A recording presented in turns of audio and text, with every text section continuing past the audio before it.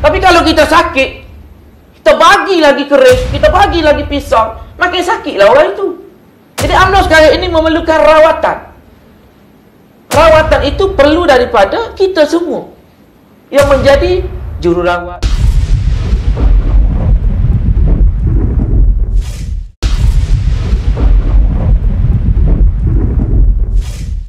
Barisan Nasional. Baik. Bismillahirrahmanirrahim. Assalamualaikum warahmatullahi wabarakatuh. Kalau ada YB Ustaz Sadiq lagi sedap saya bercakap. Sebab Undi 18 ini yang beria-ria nak dilaksanakan adalah YB Ustaz Sadiq. Tapi ketika itu saya di dalam Gabungan Pelajar Melayu Semenanjung. Dan kami di Gabungan Pelajar Melayu Semenanjung ketika itu meminta satu praktikal sebelum dilaksanakan Undi 18. Terutamanya di peringkat pendidikan sekolah menengah. Pelantikan ketua kelas, pelantikan ketua pelajar masih lagi dilakukan secara biasa. Sepatutnya sebelum kita nak melaksanakan Undi 18, implementasi penting di peringkat sekolah, yang mana pelajar didedahkan cara untuk melantik ketua kelas melalui sistem pilihan raya.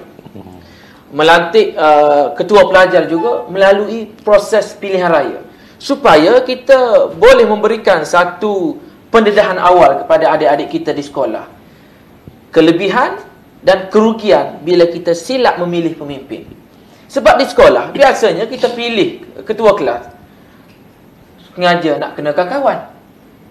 Kita pilih ketua pelajar yang dipilih oleh cikgu ataupun kaki tangan.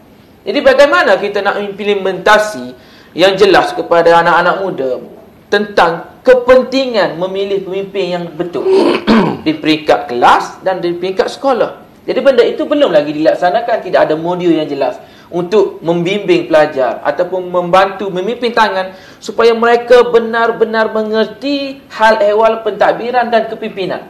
Bukan sekadar memilih pemimpin seperti anugerah bintang popular. Bukan memilih pemimpin itu seperti melihat Akademi Fantasia. Sanggup masukkan top up untuk undi biar pelakon ataupun penyanyi yang mereka suka kerana populariti itu jadi artis. Walhal menang mereka pun tidak memberi keuntungan kepada kita sebagai pengundi. Kan? Jadi implementasi itu gagal. Dan Ustaz Sadiq sendiri ketika itu tidak menggesa pihak Kementerian Pendidikan Malaysia supaya melaksanakan satu modul di peringkat sekolah menengah ataupun sekolah kebangsaan. Jadi anak-anak muda yang berusia 18 tahun, nak kata mereka tak bijak, ada yang bijak. Kita tidak boleh nak menyatakan bahawasanya pemilihan mereka itu bersandarkan kepada rakan-rakan, keluarga ataupun sebagainya, sebab kita dihidangkan dengan media sosial. Tapi bagaimana kita nak meletakkan bahawasanya pilihan pada hari ini bukan sekadar popular di TikTok, bukan sekadar popular di Facebook ataupun media sosial. Apa yang penting adalah yang memberikan faedah kepada anak muda itu sendiri. Terutamanya pelajar form 6. Pelajar form 6. Dia sebagai rakyat dah sekarang ini pengundi di sekolah. Apa yang mereka boleh gunakan kuasa sebagai pengundi di sekolah? Mereka tidak boleh bermain politik juga di sekolah.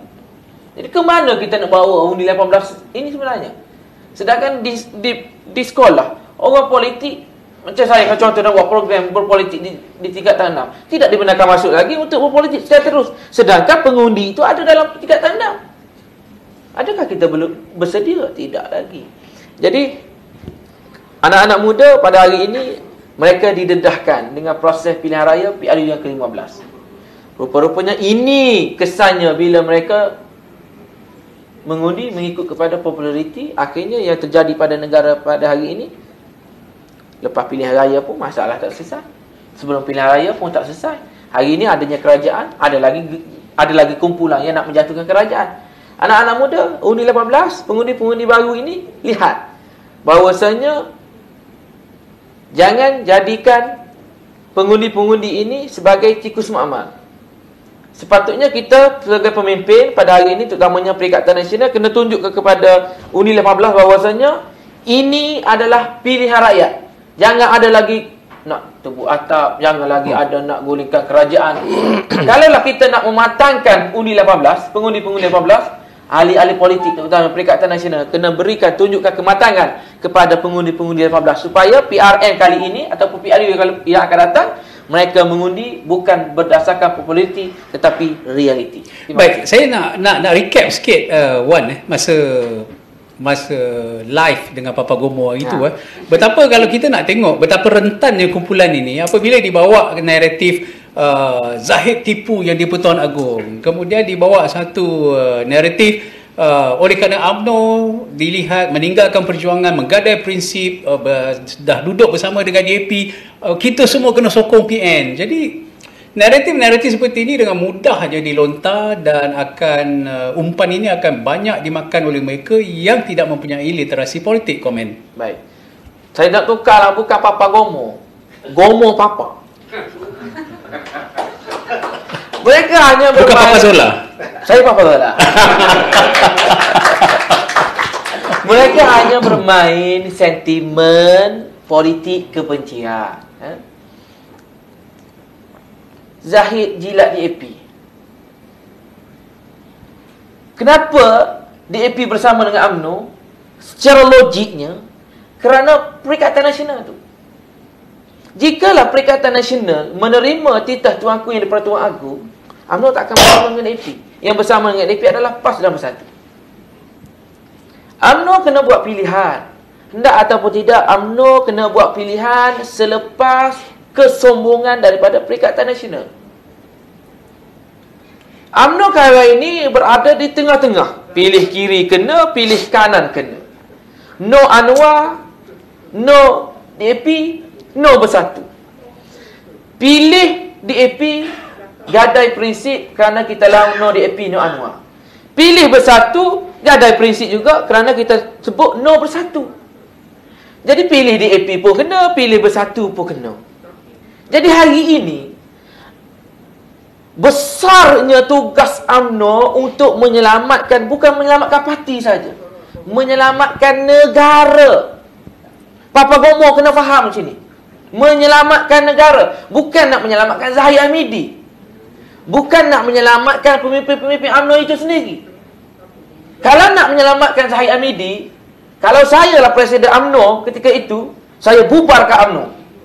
Selamat kes saya. Saya tak kena dakwa, saya tak kena ugut di mahkamah dan sebagainya. Saya boleh bercuti di luar negara. Sebab apa Zahid Hamidi kena hari ini bertubi-tubi? Kerana kedegilan dia untuk menyelamatkan parti.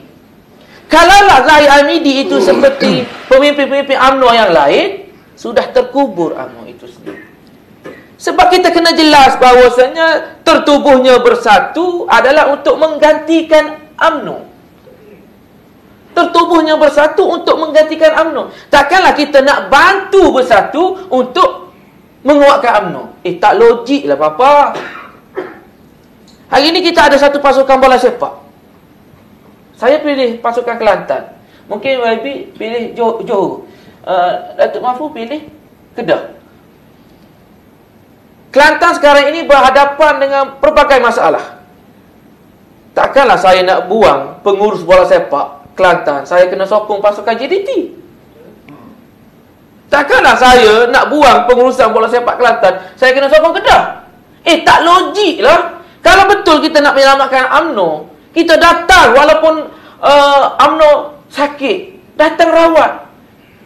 Kalau kita sakit, bila kawan datang melawat kita, demam berkubah. Tapi kalau kita sakit, kita bagi lagi keris, kita bagi lagi pisau, makin sakitlah orang itu. Jadi UMNO sekarang ini memerlukan rawatan. Rawatan itu perlu daripada kita semua. Yang menjadi jururawat, yang menjadi doktor, yang menjadi tukang tolak kerusi. Jadi kenapa kita pilih untuk membantu menguatkan UMNO dengan bergayut kepada parti lain? Tak logik tu. Tak logik sama sekali. Jadi hari ini naratif kononnya Zahid tipu Agong, sebenarnya Perikatan Nasional sedang menipu rakyat Malaysia. Perikatan Nasional menipu rakyat Malaysia kerana mereka kata apa? Itu bukan titah, itu cadangan. Saya nak bagi tahu kepada pemimpin-pemimpin Malaysia yang tak faham bahasa Melayu.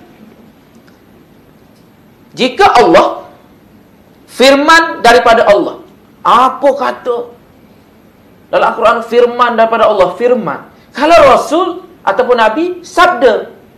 Apa yang diucapkan oleh Nabi dikira sebagai sabda. Nabi Muhammad SAW bersabda melalui Abi Hurairah. Kalaulah daripada agung ataupun raja, ia dikenali sebagai titah. Apa ucapan daripada raja, itu adalah titah. Kalau saya, orang Kelantan, maksudnya royak. Kalau Terengganu, kabur. Kalau Kedah, habak. Datuk Mahfuz, habak mai. Bagi tahu apa? Cadang apa? Kita kena jelas bahawasanya hari ini UMNO menyelamatkan negara bangsa daripada tergantung dalam tempoh 4 hari tanpa Perdana Menteri dan tanpa kerajaan. Dan UMNO adalah parti yang menjadi satu ayam tambatan untuk memastikan kita berkerajaan ataupun kita dalam keadaan tunggang langgang. Terima kasih. Okey, terima kasih Wan. Baik, saya nak tanya kepada Datuk